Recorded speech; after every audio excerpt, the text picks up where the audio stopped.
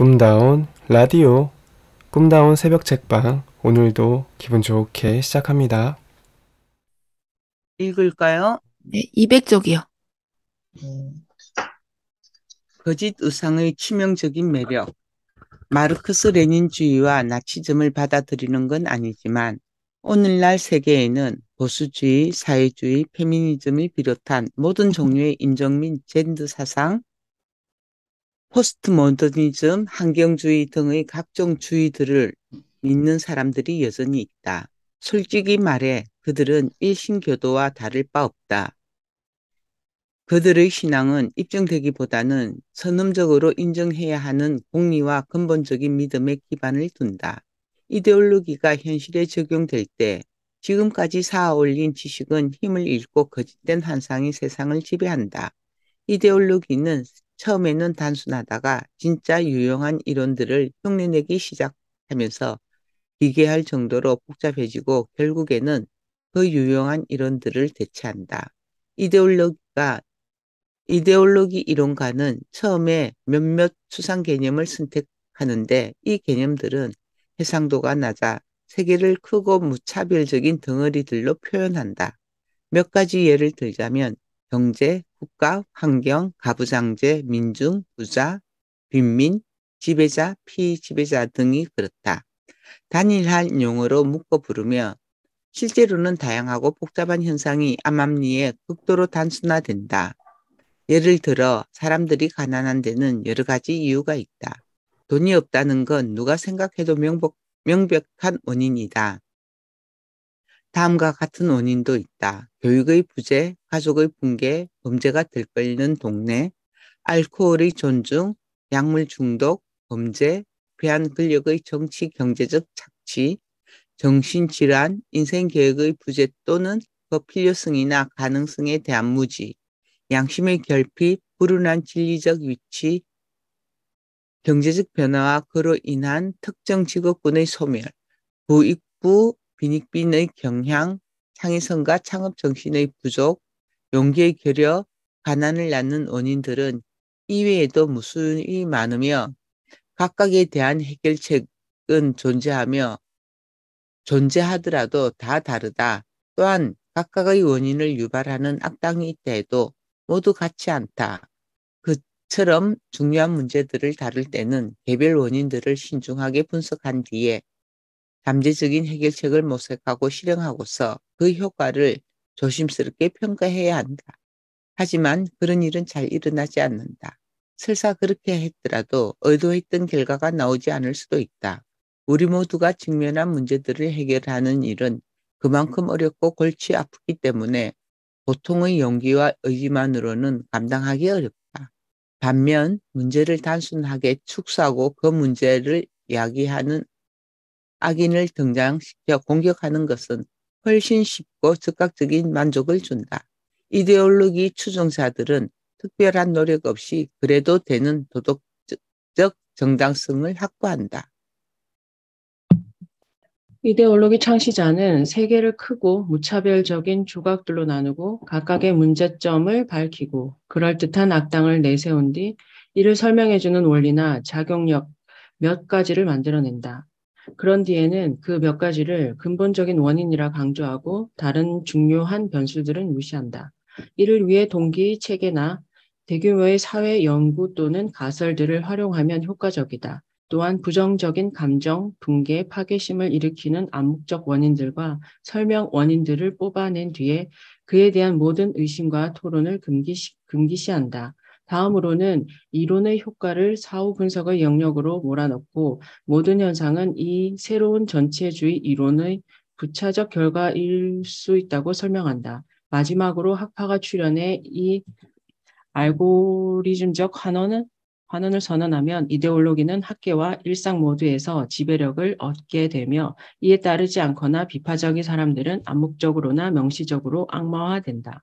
그런 활동, 그런 게임에 기대에 타락한 지식인과 무능력한 지식인들이 모두 번성한다. 이 게임에 가장 먼저 뛰어든 자들은 참가자 중 가장 영리한 사람들이다. 그들은 임의로 선택한 원리를 가지고 인간 활동의 모든 영역에서 근본적으로 작동하는 핵심 동기에 관한 이야기를 지어낸다. 이런 작업은 간혹 유익하다. 그 덕분에 지금까지 논의하거나 고려하는 게 금기시되었던 동기가 알고 보니 인간의 행동과 지각에 지대한 영향을 끼칠 수 있다고 밝혀지기도 한다. 추종자들은 이 이야기에 매료되고 지배적일 수 있는 새로운 위계 구조에 합류하길 바라면서 필사적으로 매달린다. 하지만 추종자들은 스승들보다 덜 영리한 탓에 기여한다나 영향을 끼친다라는 말을 땡땡의 원인이다라는 말로 미묘하게 바꾸고 만다. 추종자들은 출현에 흡족해진 창시자들은 그들의 이야기도 한 방향으로 몰아넣는다. 추종자들이 저항하기도 하지만 그건 중요하지 않다. 숭배는 이미 시작되었다. 이런 종류의 이론화 작업은 영리하지만 게으른 사람에게 특히 매력적이다. 냉소와 교만은 유용한 수단으로 쓰인다. 새로운 지지자들은 그런 이데올로기 게임에 능통해지기 위해서 경쟁 이론이나 다른 방법론, 심지어 사실 자체를 비판하는 법을 배운다. 이데올로기를 뒷받침하는 이론에 불가해한 오해가 딸려 있으면 더욱더 좋다. 비판자들이 그 뜻을 해독하느라 귀중한 시간을 허비할 것이기 때문이다. 또한 학교에서는 갈수록 그 이론을 추정하는 활동만 허락되며 공모는 은밀하게 강제된다. 그 이론을 비판하거나 혼자 나대지 마라. 그러면 비호감이 된다. 금기시되는 견해를 드러내면 나쁜 성적 또는 나쁜 평가를 받을 테니 자제하라. 앞에서 언급했듯이 프로이트는 인간의 동기를 성, 즉 리비도로 환원시키려 했다. 글을 잘 쓰고 총명하고 언어에 능한 사람은 누구나 그 일을 아주 잘 해낼 수 있다. 성은 다른 단어와 마찬가지로 저자의 필요와 목적에 따라 엄격하게 정의될 수도 느슨하게 정의될 수도 있다. 어떻게 정의하든 성은 생명의 복잡한 작동 원리를 풀어주는 열쇠로서 아주 중요한 생물적 요소다. 따라서 우리는 한 분야에서 성이 끼치는 영향을 진짜로 발견할 수도 있지만 그럴듯하게 꾸며낸 뒤 부풀릴 수도 있다. 그와 동시에 중요하고 의미 있는 다른 요인들을 덜 중요하게 취급함으로써 하나의 설명 원리를 거기에 부여된 필요에 맞게 무한히 확장할 수 있다. 마르크스도 그랬다. 그는 기본적으로 계급에 기초한 경제적 관점에서 인간을 설명하고 역사를 부르주아와 프롤레타리아의 영원한 전쟁터로 설명했다. 마르크스주의의 알고리즘에 통과시키면 어떤 것이든 척척 설명이 된다. 부자가 부유한 것은 가난한 자를 착취하기 때문이다. 가난한 자가 가난한 것은 부자에게 착취당하기 때문이다. 모든 경제적 불평등은 바람직하지 않고 비생산적이며 근본적으로 사회가 불공정하고 부패했기 때문에 발생한다. 물론 프로이트의 경우처럼 마르크스의 주장에도 가치가 없지는 않다. 계급은 사회적 위계구조의 중요한 요소이며 오랜 시간에 걸쳐 어느 정도 안정적으로 유지되는 경향이 있다. 또한 경제적 안녕이나 결핍은 매우 중요하다. 그리고 어느 경제체제에나 적용되는 것 같은 지긋지긋한 파레토 분포는 부가 소수에게 집중된다는 걸 의미한다. 그 소수에 속한 사람은 앞서 언급한 계급 안정성과 상관없이 꽤 심하게 변동하지만 상대적으로 부유한 사람이 항상 소수, 그것도 극소수라는 사실은 우울하리만치 불변한다.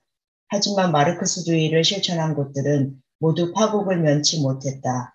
그럼에도 현재의 마르크스주의자들은 수치를 모르고 마치 중요한 건 하나도 변하지 않았다는 듯 그 사상에 새로운 옷을 입혀 계속 수명을 연장시키려 한다.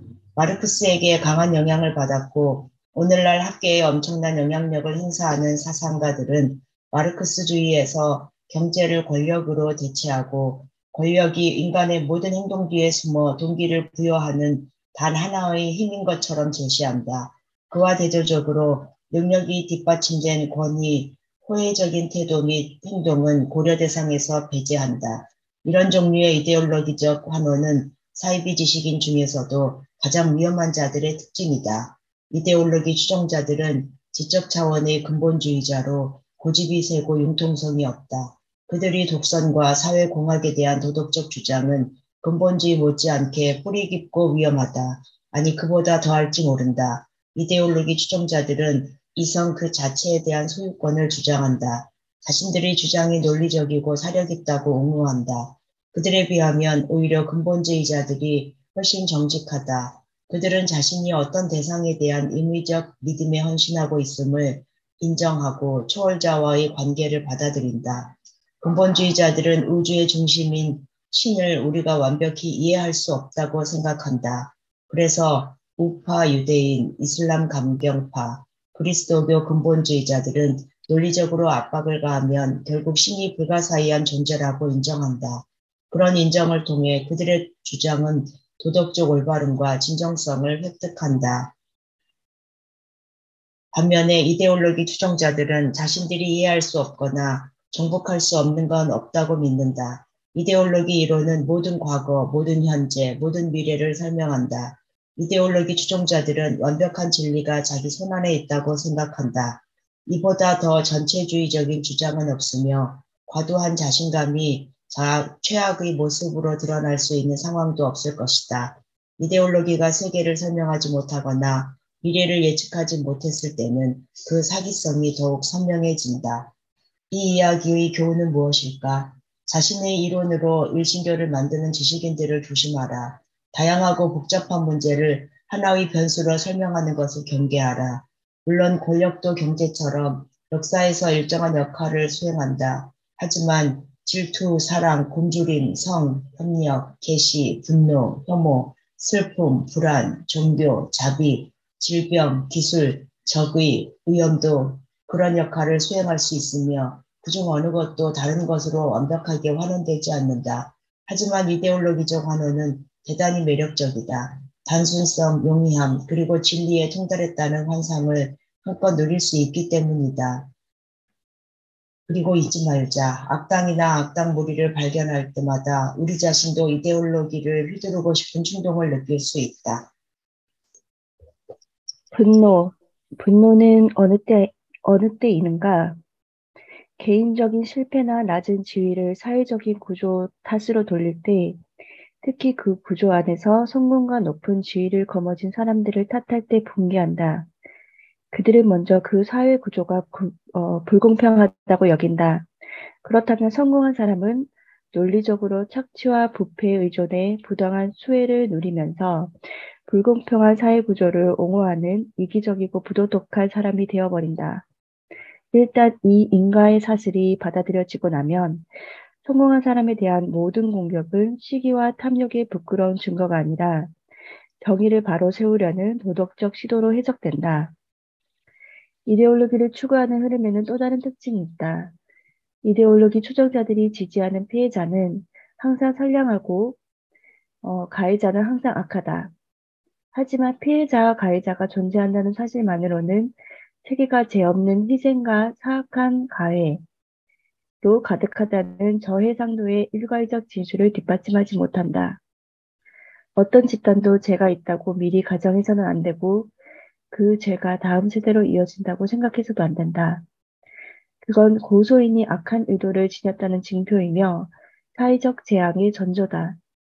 하지만 그 덕분에 이데올로기 추종자들은 실질적인 비용을 거의 들이지 않고서 스스로를 억압자의 네메시스이자 피억압자의 수호자로 임명한다. 그런 트로피가 손짓하는데 누가 개인의 유무죄를 결정하는데 신중에 신중을 거듭하려 들겠는가? 분노하는 길에 들어선다는 건 쓰디쓴 원한을 자초하는 일이다. 내면의 적이 아니라 외부의 적을 확인했을 때 그러기 쉽다. 예를 들어 다루고 있는 주제가 부이고 가난을 비롯한 세상의 모든 문제가 부자 때문이라고 인식되면 부자가 적이 된다. 그 적은 심리적으로나 사회적으로 반드시 사라져야 할 악과 어떤 면에서는 구별되지 않는다. 또한 문제가 권력이면 권력을 획득한 사람들은 그 권력을 어떻게 획득했든 간에 세계를 고통 속에 몰아넣은 원흉이 된다. 문제가 남성성이면 모든 남성이 공격과 비난의 대상이 된다. 세계를 외부의 악마와 내부의 성인으로 구분하는 이분법은 독선적인 증오를 정당화하고 이데올로기적 체제 그 자체에 도덕성을 부여한다. 이보다 더 무시무시한 덫이 있겠는가? 일단 악의 원천이 확인되면 그걸 뿌리 뽑는 것이 정의로운 자의 의무가 된다.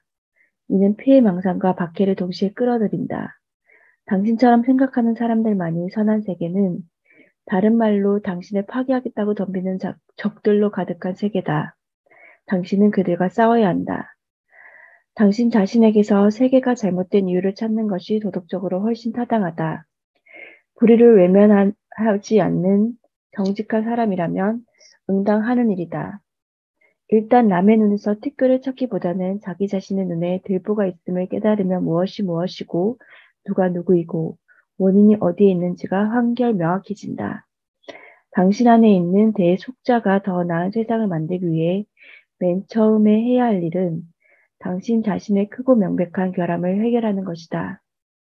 세상의 죄를 스스로 지는 것, 다시 말해 자신과 타인의 잘못에 책임을 지는 것은 가장 깊은 의미에서 메시아의 길, 영혼의 살과 겹친다.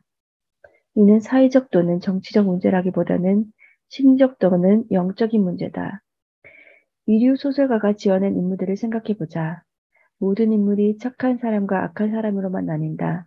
정반대로 훌륭한 작가는 각 인물의 내면을 빛과 어둠의 영원한 결투장으로 묘사한다.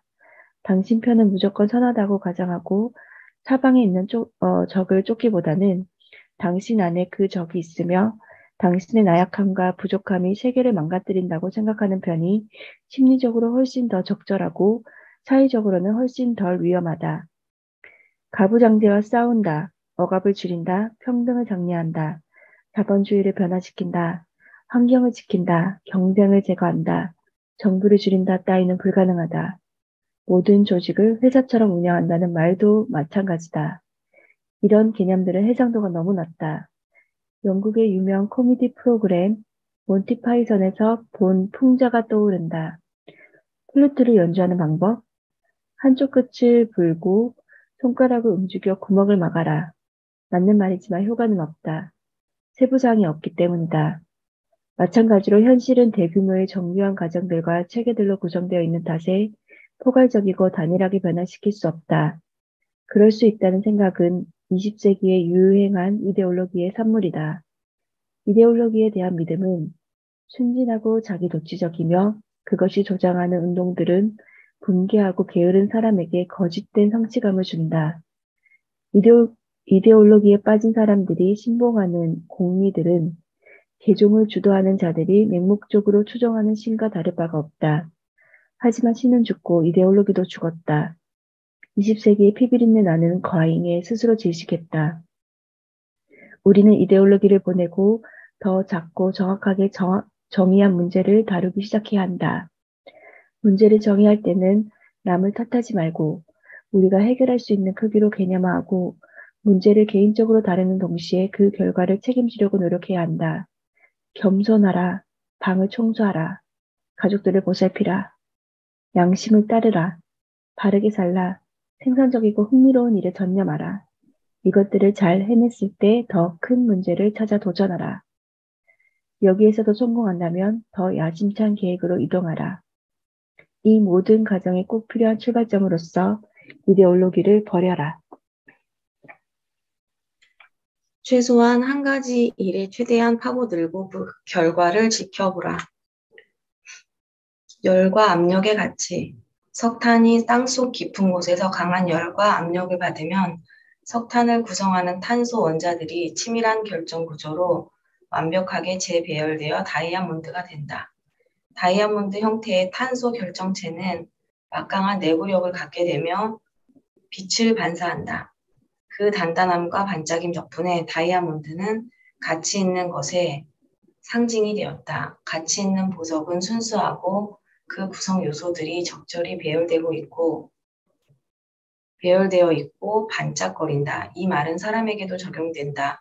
사람이 빛이 난다고 할 때 그 빛은 고도로 집중된 의식에서 발산되는 광채를 의미한다. 인간의 의식은 많은 부분이 시각적이기 때문에 빛이 있는 낮에 주로 활동한다.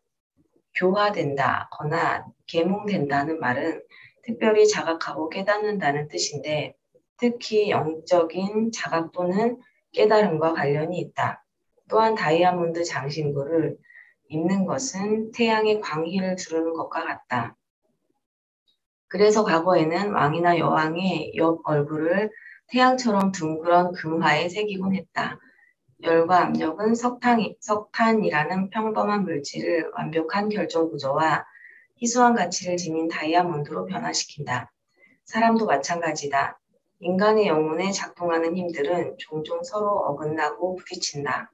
우리는 하고 싶지 않은 일을 하기도 하고 해야 한다는 걸 알면서도 그 일을 하지 않는다. 날씬해지고 싶지만 자포자기하고 소파에 앉아 과자를 먹는다. 또한 방향을 잃고 혼란에 빠지고 우유부단함에 마비된다. 굳은 결심을 하고서도 유혹에 이리저리 끌려다니고 시간을 허비하고 뒤로 미루고 결국 땅을 치며 후회한다. 그래도 우리는 변하지 않는다. 바로 이런 이유에서 고대인들은 인간의 영혼이 악령에 자주 쓰며 그럴 때 자신에게 최선이 되도록 행동하지 않는다고 믿었다. 정신 분석학이 출현한 뒤로 심리학에서는 이 상변된 힘들, 이 강박적이고 사악하기까지 한 정신들을 충동, 감정, 동기 또는 컴플렉스로 개념화했다. 우리의 신경 구조는 실제로 위계적이다. 맨 밑에는 갈증, 굶주림, 분노, 슬픔, 의기양양함, 성욕 등 본능에 충실한 하인들이 있다. 이들은 쉽게 위로 올라가 우리를 지배하고 서로 전쟁을 벌인다. 통일된 정신의 회복력과 강인함은 쉽게 얻어지지 않는다. 여럿으로 쪼개진 집은 오래가지 못한다는 속담이 있다. 마찬가지로 허술하게 총합된 사람은 고난에 직면할 때 마음을 다잡지 못한다. 그는 가장 높은 차원의 심리적 통합성을 상실한 사람, 다양한 부분 인격의 균형을 조화가 깨져버려 온화함을 잃어버린 사람이다. 이럴 때 우리는 그는 정신이 나갔어 또는 그는 엉망이야 라고 말한다. 그런 사람은 마음을 추스리고 정신을 차리지 못한 채 한두 개의 부분 인격에 지배당할 가능성이 높다. 평정심을 잃은 사람은 내면에서 치고 올라오는 분노나 불안, 고통의 망령에 사로잡힌다. 2살 난 아이가 때를 쓸 때가 바로 그런 경우다. 아이는 순간적으로 자제력을 잃고 잠시 순수한 감정에 완전히 지배된다. 분노를 지배하는 오래된 동기체계가 걸음마 단계에 발달하는 인격을 밀어내고 아이의 마음과 행동을 제 뜻대로 조정한다. 아이의 자아는 심리적, 사회적 통합을 위해 애를 쓰지만 불행하게도 아직 연약한 탓에 패배를 피하지 못한다. 2살배기도 자신의 이런 행동에 대단히 당황스러워하는데 하물며 어른이 그런 모습을 보인다면 정말 무섭고 끔찍할 것이다. 내적 통일성이 부족하면 고통이 증가하고 불안이 커지고 동기가 시들고 즐거움이 사라지며 그 결과 유유부단해지고 뭐든 확신하지 못한다. 탐나는 것 10가지를 놓고 결정을 못한다면 10가지 모두에게 고문을 당하는 셈이다. 모순되지 않고 잘 정의된 확실한 목표가 없다면 삶을 가치 있게 해주는 긍정적인 몰입감은 먼 나라 얘기가 된다. 또한 확실한 목표는 세계를 제한하고 단순화하여 불확실, 불안, 부끄러움을 줄여주고 스트레스가 야기하는 소모적인 심리적 요인들을 경감한다. 따라서 허술하게 통합된 사람은 불안정하고 방향이 없는데 이는 단지 시작에 불과하다. 그로 인해 무력감과 우울에 빠지면 허무감이 오랫동안 지속된다. 또한 심리적 우울 때문에 스트레스 호르몬인 코르티솔이 과다하게 분비되면 우리 몸은 급속한 노화를 겪게 된다. 사회적 결과도 생리적 결과 못지않게 심각하다. 잘 통합되지 않은 사람은 좌절이나 실패의 아주 작은 낌새에도 과잉 반응을 한다. 그런 사람은 심지어 자기 자신과도 타협하지 못하는데 잠재적인 미래를 논의할 때의 불안함을 견디지 못하기 때문이다. 하나를 선택하지 못하기 때문에 원하는 것을 얻지 못하고 원하는 것을 얻지 못하기 때문에 즐겁지 않다. 또한 아주 조그마한 반대에 부딪혀도 가던 길을 멈춘다. 전쟁을 벌리는 다수의 하위 인격 가운데 하나가 그런 반대 주장을 물고 늘어지면서 의심이라는 이름으로 최선과 반대되는 행동을 선택한다. 따라서 내적 갈등이 심한 사람은 은유적으로 말하자면 가슴을 누르는 집게 손가락의 압력에도 걸음을 멈추게 된다.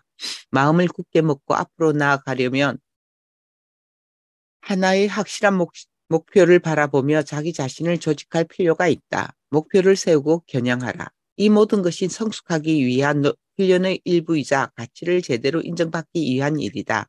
목표가 없으면 모든 것에 끌리고 흔들린다. 목표가 없으면 갈 곳이 없고 할 일이 없으며 인생에 가치 있는 것이 없다. 가치는 선택지에 위계를 매기고 낮은 것을 희생하고 높은 것을 바라볼 때 생겨난다. 정말로 자기 앞에 놓인 선택지를 모두 자기 것으로 만들고 싶은가? 그건 너무 과하지 않은가? 먼저 구체적으로 어떤 것을 이루고 그 다음에 다음 어떤 목표를 세워 또 다른 구체적 어떤 것을 이루는 것이 더 낫지 않을까? 희생이 따를지라도 그게 마음이 편하지 않을까? 최악의 결정. 내가 몬트리올의 맥길 대학교 대학원에서 임상심리학 박사 과정을 밟고 있을 때의 일이다. 나는 5, 6년이 걸리는 이 어려운 학위 과정을 이수하는 동안 사람들의 성격이 개선되는 걸 확실히 보았다. 그들의 사회성은 향상되었고 표현은 더 명확해졌다. 목표의식은 더 뚜렷해지고 타인과의 관계는 더 좋아졌다. 또한 바르고 계획적이면서도 삶을 즐길 줄 아는 사람이 되었다. 대학원 수업의 질이 예전보다 떨어지고 임상심리학자 자리가 무급에다 얻기도 어려우며 설령 지도 교수와의 관계가 별로여도 말이다. 대학원 공부를 막 시작하는 사람들은 아직 미숙하고 어리둥절한 경우가 많았다. 하지만 연구와 논문 준비에 필요한 훈련을 받으면서 그런 성격은 곧 개선되었다. 길고 정교하고 통일된 글을 쓴다는 건 적어도 부분적으로 인성이 더 복잡하고 명확하게 깊어진다는 걸 의미한다. 후에 교수가 되어 학부생과 대학원생을 지도했을 때도 같은 현상을 목격했다. 학부생 가운데 실험실에 살다시피 한 학생들은 부담을 회피한 학생들보다 더 좋은 성적을 받았다. 그들은 연구를 열심히 보조하여 연구팀의 일원으로 받아들여졌고 동시에 남은 시간을 효율적으로 쪼개서 자기 공부를 했다. 나는 임상심리학자로 일할 때도 비슷한 현상을 목격했다. 나는 내담자들에게 비록 자신의 이상과 동떨어진 것일지라도 현재 가능한 길 중 최선을 다하라고 일러주었다.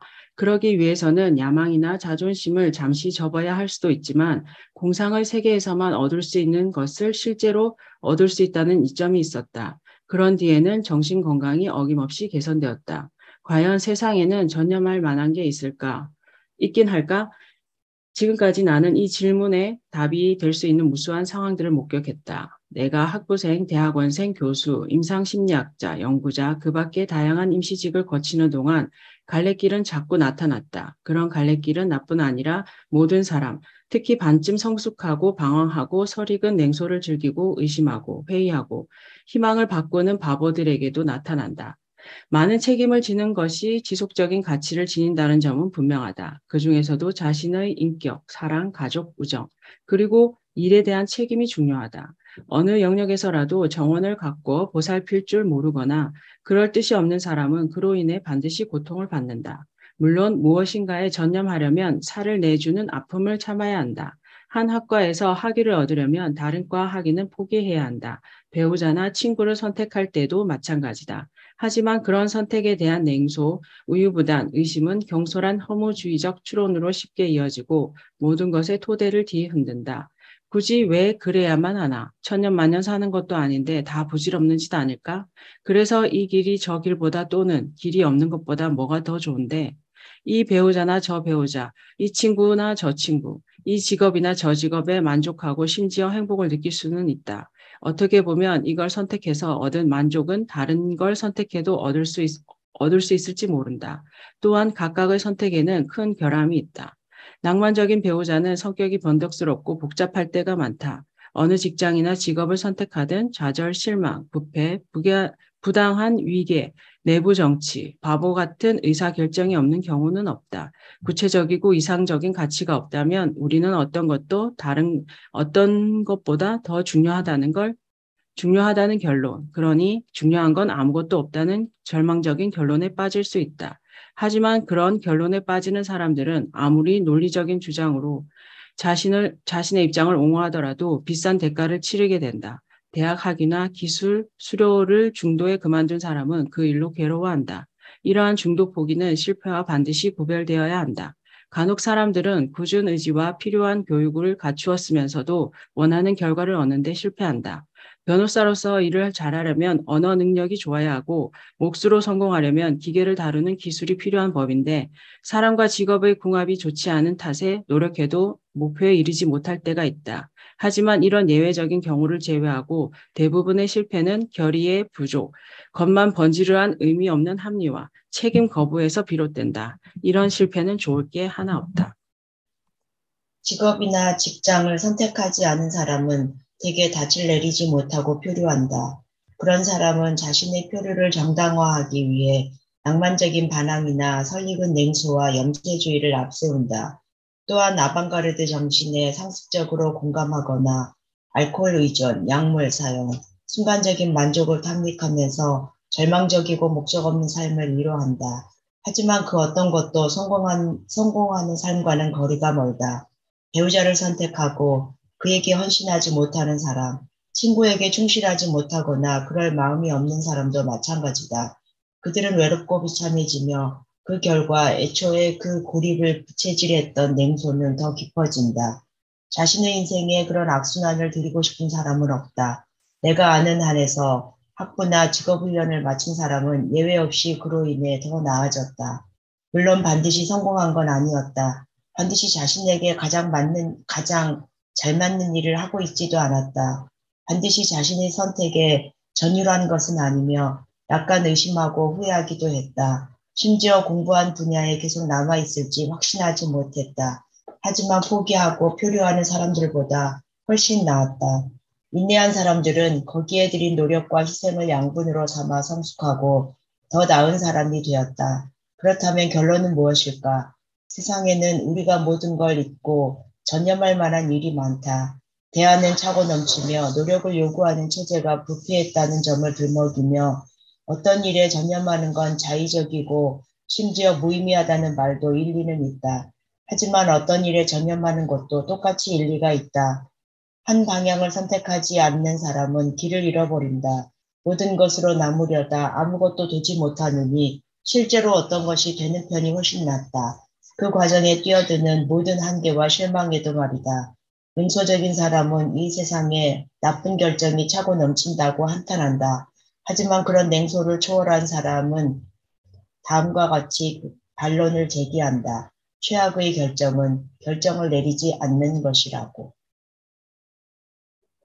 훈육과 통일성. 한 가지에 집중하는 훈련은 어렸을 때 시작된다. 아주 이른 나이부터 아이는 기초적인 생존 본능에 해당하는 여러 감정과 동기들을 자발적으로 질서 있게 배치해 타인과 함께할 협동과 경쟁의 전략을 만들어내기 시작한다. 정상적으로 자란 아이라면 사회적으로 바람직한 동시에 심리적으로 건강한 방식으로 이 일을 해나간다. 아이의 자발적인 자기조직화를 본능이 방해할 때 좋은 부모는 아이에게 다가와 문제를 해결해 주거나 스스로 해결하는 법을 가르친다. 이 과정이 어느 정도 완벽하게 이루어지면 아이는 사회에 합류할 준비가 된다. 이 일은 4세 즈음에 일어나야 하며 그 시기가 지나면 영영 일어나지 않는다.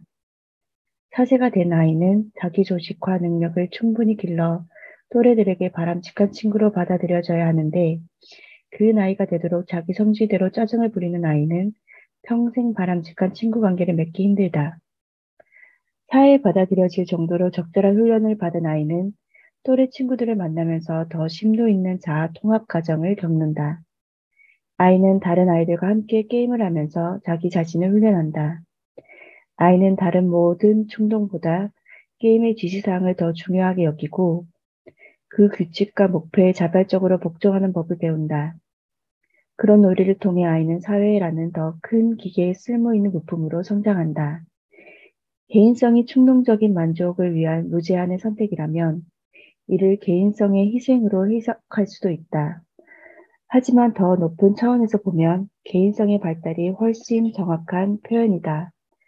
적절한 기능을 수행하고 잘 통합된 자아를 가진 개인은 현재의 욕구를 미래의 필요와 조화시킬 줄 안다. 이렇게 해서 후기 영화기에 듣기 싫은 비명은 아동기의 다채로운 게임에 묻혀 들리지 않게 된다. 그런 발달을 통해 아이는 사회에 소속되었다는 안정감과 게임의 즐거움을 모두 만끽한다. 짚고 넘어가야 할 문제가 있다. 이건 억압이 아니다. 우리는 이 점을 분명히 해야 한다. 사람들이 어떤 일을 선택해서 꾸준히 매달리는 것을 가로막는 요인 중 하나가 그 과정에서 하지 못하게 된 어떤 행동들이 완전히 사라질 거라고 믿기 때문이다. 바로 이런 믿음 때문에 수많은 부모가 대체로 훈련을 시키면 아이가 망가질 거라고, 특히 창의성을 저해할 거라고 두려워한다. 하지만 적절한 규율은 아이를 파괴하는 게 아니라 조직한다. 아이를 협박해 강제로 복종하게 하거나 애초에 잘못을 저지르지 못하게 미리 한계를 두는 것이 학대다. 반면에 부모나 그 밖의 어른들, 그리고 다른 아이들에 의해 적절히 훈련된 아이는 자신의 공격성을 적대시하거나 타도하거나 영구적으로 억제하지 않는다. 또한 절대로 그 공격성을 승화시키거나 다른 어떤 것으로 변화시키지 않는다. 대신에 그 공격성을 갈수록 정교해지는 자신의 놀이 능력에 통합한다. 이렇게 통합된 공격성은 아이의 경쟁력을 자극하고 주의력을 높이고 정신을 발달시킨다.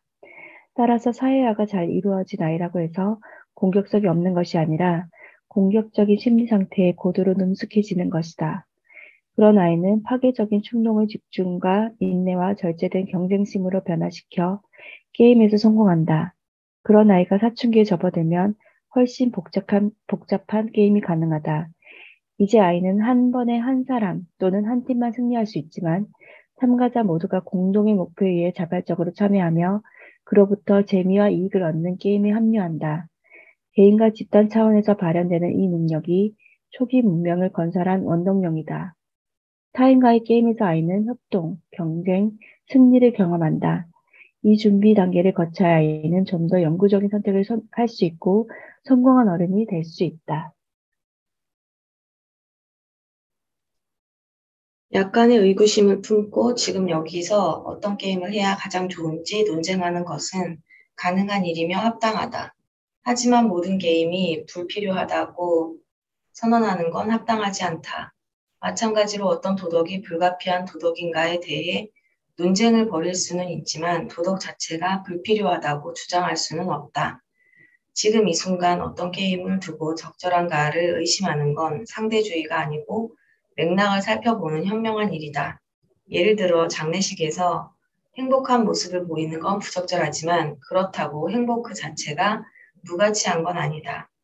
이와 마찬가지로 도덕이 필수적이고 불가피하다는 말은 전체주의적 주장이 아니다. 이 말은 평화와 조화를 이루고 유지하는 사회에서는 기초적이고 원시적인 1차원의 가치들이 사회적으로 조직화된 구조 아래 포섭되었다는 것을 관찰한 결과일 뿐이다. 서로 싸우던 세력들을 화합시켜 유럽을 문명화한 그리스도교 교리가 대표적이다. 동양도 문명화되고 통합된 곳에서 불교, 유교, 힌두교가 그런 역할을 했을 것이다. 어떤 교리든 존재하지 않았을 리 없다. 게임이 없으면 평화는 오지 않고 혼돈만 계속된다. 게다가 게임이 존재하려면 참가자가 있어야 한다. 이 말은 게임의 규칙이 모두가 받아들일 수 있고 많은 사람이 오랫동안 기꺼이 지킬 만한 제약이 있어야 한다는 뜻이다. 그런 게임은 이론상으로는 아주 많이 존재할 수도 있지만 실제로는 몇 개만 존재한다. 어쨌든 그리스도교 또는 불교는 자의적인 규칙이나 터무니없는 미신이 결코 아니다. 우리가 참여하는 게임의 규칙이 결코 자의적이거나 터무니없이 미신적이지 않은 것처럼 말이다. 모든 것에 우선하며 사람들이 자발적으로 참여하는 게임 없이 평화가 존재할 수 있다고 생각하는 건 큰 실수다. 분열된 부족주의의 위협은 어디서나 항상 존재하며 우리를 아주 쉽게 파국으로 몰아넣을 수 있다.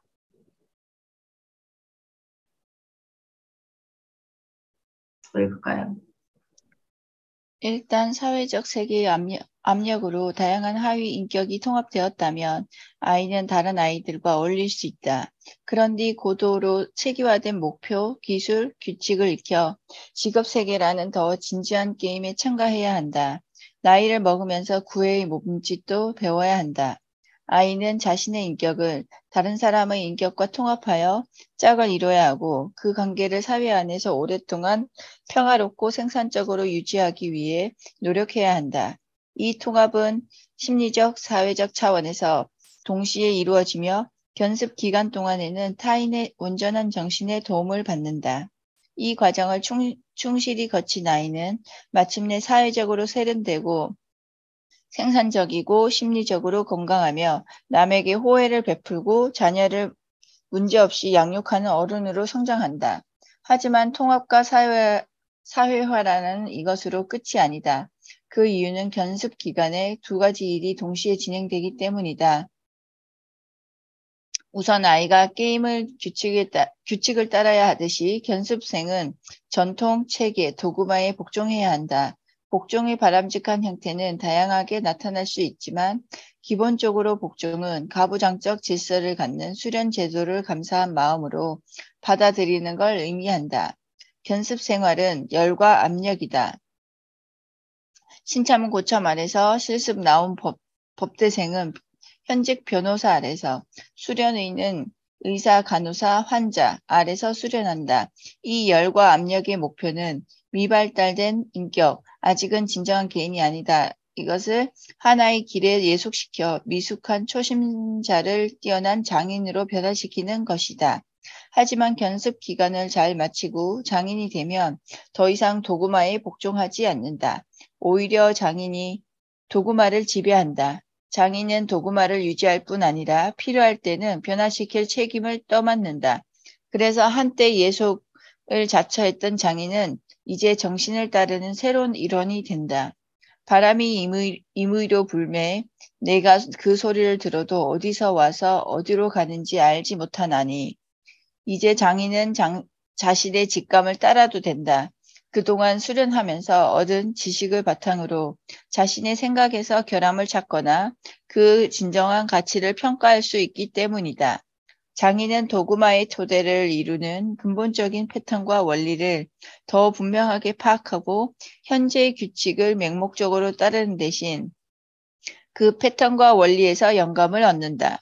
장인은 자신의 인격과 그간 받아온 훈련이 조화롭게 통합되었음을 믿고 직관적으로 파악한 근본적인 패턴과 원리를 수정하거나 변경함으로써 한층 더 높은 통합을 이끌어낸다. 네, 여기까지 할게요, 오늘은. 감사합니다. 사진 찍어요. 수고하셨습니다. 수고하셨습니다. 수고하셨습니다. 고맙습니다. 네, 사진 찍겠습니다.